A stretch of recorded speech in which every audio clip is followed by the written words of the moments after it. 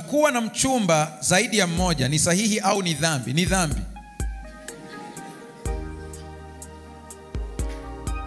Ni dhambi, straight ni dhambi.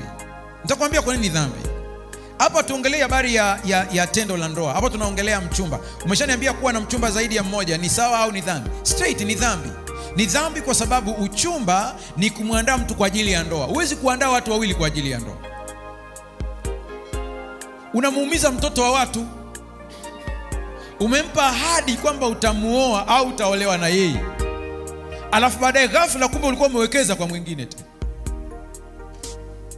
Unamwacha na maumivu. Makwazo hayana budi kuja, lakini ole wake anayesababisha. Ingemfaa zaidi mtu huyo jiwe la kusagia lifungwe shingoni mwake, azamishwe baharini.